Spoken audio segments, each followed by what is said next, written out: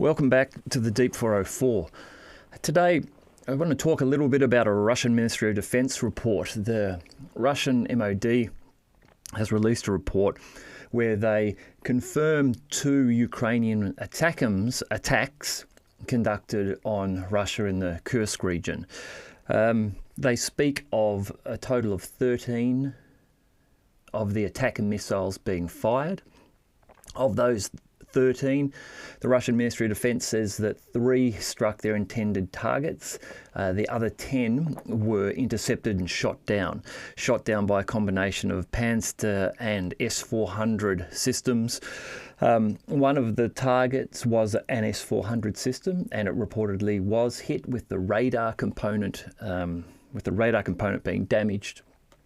So this is using the ATACMS missiles is what the attack has here. So if we do trust this Russian Ministry of Defense report, it's interesting in that they are being very open about the damage that has been incurred.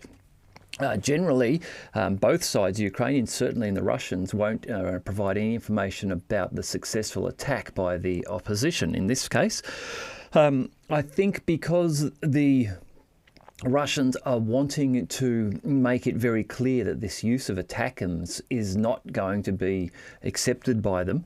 And so they have come out and said that the attacks were in some parts successful. Now, of the 13 reportedly fired, 3 hitting targets, the amount of damage done does not appear to have been extensive. It's reported that the radar system was damaged. How badly damaged? It's not reported as destroyed, but it may well have been completely destroyed. I have seen some images which, if they were correct, appear to look like fairly significant damage on that radar unit. And striking a radar unit of an S-400 air defense system is perhaps the most damaging piece that you could strike. I think I have an image here somewhere. Now, this isn't of the S-400. This is actually of a THAAD system, which we'll talk about in a moment. But if you do look at this image, you get an idea. The THAAD system and the S-400 similar in the fact that there are multiple components making up the system. So here we have a launcher, a number of launchers, 3 launchers here. And you have control centers, you have power units, you have radar units. All of these sort of things comprise a THAAD or comprise an S-400. And so the strike by the Ukrainians using the ATACMS onto the Russian S-400 has reportedly damaged or destroyed the radar unit. And these are very complex pieces of equipment. So Russia losing one of those is not something they would like to be doing because they are perhaps the most difficult to replace. The power supply truck has got a generator, a diesel generator on the back of it. They're relatively easy to replace.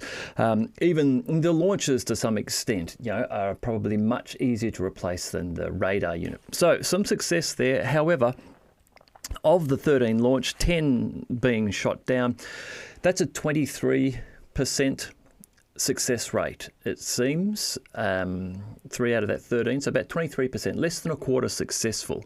Now, if the Ukrainians continue to use the ATACMS, you have to begin to ask questions about how successful they can possibly be.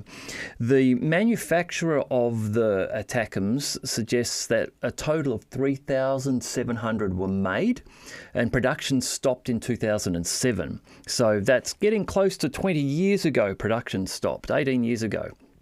A request for 1,700 new ones was made in 2023 in the United States, and that request was denied. Approval wasn't given. So there have been no new ones created. You've got that 3,700 minus any that have already been used. So even if you were to assume that all 3,700 were somehow magically given to Ukraine at a strike rate of 23%, you would be looking at about 850 possible target hits as a total if they were all used. Now, there's no way that anywhere near all of the ATACMS out there will be sent to Ukraine. They're deployed all over the world to different nations to protect other areas that America has interests in. But you might get some number sent over. So the Ukrainians will have some ability to continue to use ATACMS. There are, of course, different ranged ATACMS and all these sort of things, so there's limitations around that. Not all of the ATACMS are in operational order because they are so old. The Americans have a program of refurbishing them where they go through and they look at components and they replace them and upgrade them over time. So even if they were all to be sent here today, there wouldn't be 3,700 of them that would be operational, which means you wouldn't get a maximum of 850 possible strikes on Russian targets. A thing to counter this against is that when Russia launched their missile strikes now, while there are a heap of drones involved as well, but there are often well over 100 or 120 or more missiles fired. So just over a week of daily Russian missile strikes like that, and you have got the 800 or 850 missiles launched, and the Russian strike capability with their missiles is far higher because they are able to overwhelm the Ukrainian air defence with multiple drones and then strike with these missiles. So the ATACMS, the strikes at this stage are purely escalatory. They're having very minor, if any, strategic influence on the conflict, and only minor tactical with the destruction of one radar unit on S-400. The other thing that the Ukrainians are able to use, of course, is the Scalp and Storm Shadow. Now, with those, again, manufacturer suggests that a maximum of 3,000 of them have been made, with many of them sold to clients overseas. So if the French and the British were to try to call back all of the Storm Shadow missiles that are available to them, it's estimated that they would be able to get to a grand total of around 1,600 of them. This is from the UK, France and Italy, which account for about 1,600. So this, again, the Ukrainians have already used tens, if not scores, of Storm Shadows with limited success with them. If they were to get 1,600 of them, again, the Russians have a good success rate of shooting them down, so they're not going to make a great difference to the conflict. So the use of ATACMS, the use of Storm Shadows, even if they were all used, which would never happen, they're going to have minor tactical impact on the conflict, if that. Now, I've got a flaky cable or something here. I keep on losing my monitor, but hopefully that will come back in a moment. There we go. So the Ukrainians, with the backing of the French, British and the US, are poking the bear. They are escalating, and they are doing this in the face of one of these, the Oreshnik. So the Oreshnik hypersonic missile, and this is really what I want to talk about here, is that I think that we have seen something here which is a fundamental change in the calculus used in war with Russia. This hypersonic missile, which has a range of somewhere between 3,000 and 5,500 kilometres, means that the Russians can now strike anywhere on continental Europe with one of these. There is nothing that can shoot down an Oreshnik. They travel at over Mach 10. There's some suggestions that the warheads, these where are they? These multiple warheads here, that they're striking the ground at somewhere near Mach 14. Now, even at Mach 10, that means that these warheads are travelling at 3.5 kilometres per second. So that's, 1.6 or 1.8 miles per second. And they've travelled 3.5 kilometres. That's incredibly fast. There's nothing shooting them down. Pardon me. Things that the Americans could or the Ukrainians could use to try to shoot these down. Things like the THAAD, the Terminal High Altitude Area Defense. The THAAD system, it has a maximum intercept speed, so the missiles it fires fly at a maximum speed of Mach 8.2. Now, admittedly, they're going towards a target, so it's not like there's a race. Now, obviously, in a race, the Oreshniks will outrun them, but still, they're going far slower than the Oreshniks are. They have an operational range of 200 kilometres, so you need a lot of these to protect a whole country or a whole front line.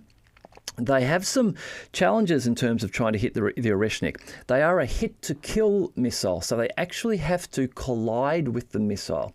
Unlike some of the other air defence missiles, they use, like the Patriot, for example, they have a fragmentation warhead. So they get close to the missile, then they explode and fragments do damage. With the THAAD, it has to actually catch and hit directly the Oreshnik to stop it. They cost about $2.3 billion per system. So that was just, where were we back here? That's because this THAAD system, which is what this is, the vehicle on the left here is the threat. So let's just say this is the Oreshnik being launched up here. All of these other pieces over here on the right are $2.5 billion worth of equipment to be able to try to fire an interceptor missile to hit the Oreshnik. The other challenge that the THAAD has with trying to hit the Oreshnik is that the Oreshnik appears to have a single missile, appears to have 6 major warheads, then each of those warheads itself splits into 6 more, so 36. These are independently targetable warheads. So the THAAD has to strike the Oreshnik before it releases its payload of 6 or 36 missiles, because if it hits it early on, it's one target it can run into. If it reaches the zone after the Oreshnik has released its warheads, then it's one interceptor missile against 36. So even if it was successful in striking one of them, there's 35 more warheads coming down at Mach 14 towards you. And these things do damage. I mean, reports from Yuzhmash. This is a state factory in Ukraine, in Dnipro. It's called Pivdenmash in Ukrainian or Yuzhmash in Russian. It produces spacecraft, launch vehicles, rockets, liquid propellant rockets, landing gears, castings, forgings, tractors, tools, and industrial products. It was reportedly struck by all 36 of the Oreshnik warheads, and eyewitness reports from the area say that explosions underground continued for 3 hours after the strike. So something was hit. Something was hit, and it was hit deep. It's known that there are deep underground bunkers underneath the Yuzhmash factory. And Armchair Warlord, if you follow this conflict on Twitter, you'll probably be aware of Armchair Warlord. Armchair Warlord wrote a very interesting post yesterday suggesting that what may have been hit underneath this factory, the Yuzhmash factory, is Ukraine's stockpile of Storm Shadow missiles. Now, there are reports that, maybe between 50 and 150 Storm Shadows and Scalps have been gifted to Ukraine by the French and the British. In the past, there were attacks carried out on an airfield in central Ukraine, and a number of those attacks occurred and appeared to not try to hit aircraft on the airfield, but what was thought to have perhaps been Storm Shadow storage facilities. And there was some delay in Storm Shadow strikes after that had happened. Now, similar things seems to have happened here, in that the Dnipro factory has deep underground bunkers, which would be a great place to store your Storm Shadows. Dnipro is relatively central enough that it would be easy to get those Storm Shadow missiles from there to Su-24s so that they could then attack deep as they can into Russia. And there have been no Storm Shadow strikes since this attack. So this may be an indicator that perhaps they were stored there. There has also been, subsequent to this attack, the talk in the West that the JASSMS weapon may be approved for use in Ukraine, and some additional talk around the supply of Taurus missiles. Now, this may just be coincidental, or it may be that if the armchair warlord's supposition is correct, and that this strike was actually not done perhaps only as a political warning to the West, but also as a tactical attack on the Storm Shadow stocks, that this talk now of JASSMS and Taurus missiles is because Ukraine has lost its Storm Shadow and Scalp supply. I guess that's something which will be borne out over time. If we find that there are no more Storm Shadow or Scalp attacks for a while, then there may be some credence to what has been said here by Armchair Warlord. Anyhow, so what does all this mean? Look, a couple of things. If this missile, okay, there are no existing agreements with the Oreshnik that say that it can't be used. Like with tactical nukes, there are agreements between Russia and the United States that they won't use them unless a particular scenario arises. There's nothing like that in existence for the Oreshnik. It can just be used at will by the Russians. It has a range of about 3,500 to 5,500 kilometres. So just on this map here, now this is Russia. Of course, here I'm suggesting that these are delivered driven around on a specialised truck.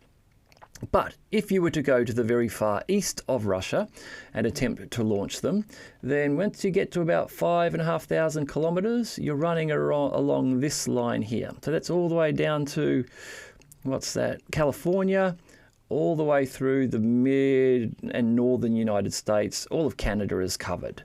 Now, they're not being launched from here at this stage. At this stage, they're being launched from what I believe is here, Kapustin Yar, this is Ukraine around here, and in Russia here, just to the east of Volgograd is where Kapustin Yar is, and that's where I believe they are being launched from at this stage.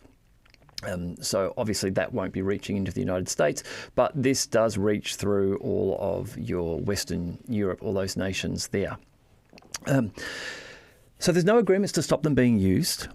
There's no air defense system in the West that can stop them if they're fired.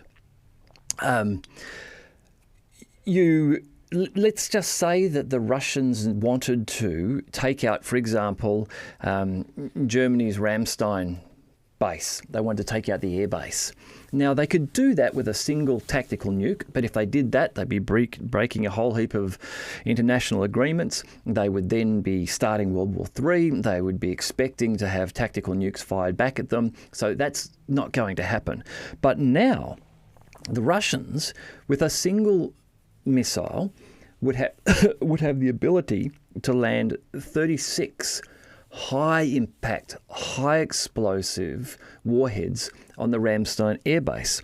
If they did that with 6 missiles, there would be over 150 guaranteed strikes on the airbase. So they could, within 15 minutes to 20 minutes, with no warning, because they don't have any obligation to give warning, even though they have and they say that they will, there's no obligation that they have to do that. They could simply launch them, and by the time the Germans realised that they were headed their way, they'd have about 10 to 15 minutes to scramble anything they could to get it off the ground before 150 high explosive ground penetrating warheads just peppered the airbase.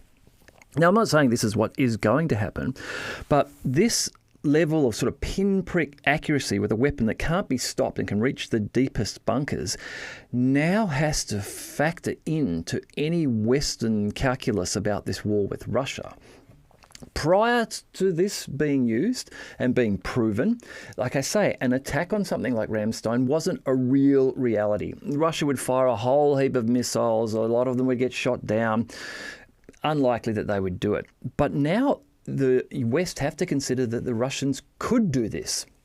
And if they were to do it, there's nothing that the West could do to stop them from making that attack be successful. So the West are at a strong disadvantage at the moment, as of 2 or 3 days ago when the Oreshnik was first fired. It has changed the outlook, and it changes the capability of NATO to be able to project power and to be able to be effective in being offensive against Russia, because it doesn't know. NATO, the US, don't know how many of these weapons the Russians have. The numbers are expected to be small because they knew this was a test. It was the first time it was tried like this. But reports are they are going into serial production. Now, how many that means may already be available to be used, how many that means may be available in a month's time, we just don't know. But the number would not be insignificant and shouldn't be laughed at. So it makes this a real threat that needs to be considered. And the West needs to reconsider their position now. What do? Do they want to escalate by using tactical nukes first to try to somehow stop Russia from having this capability? I don't think they really want to do that. But if they don't do that, they're at a strong disadvantage. They don't have a weapon like this which they can use in retaliation against the Russians. And with all of this going on, there are some reports I saw earlier today. Alexander Mercouris was talking about them too on his show. Reports are that around the airfield, around here, let's just scroll in a little bit here, around this airfield here is that at Kapustin Yar, is that there is talk that from the 30th of November, so in just a couple of days' time, that air activity around this area is being shut down. The speculation is that another missile attack will be coming. Now, as I said, the Russian Ministry of Defense has confirmed ATACMS attacks on Russian territory. They have said that they will respond to this. And so it is appearing now that perhaps there will be a further use of the Oreshnik missile. If this does happen, it will become very interesting to see what the target is, how successful it is at striking the target, how successful the West may be at trying to counteract it, and then what the Western response is if there is another successful attack by the Oreshnik missile in the next few days. All right, I will talk to you again soon.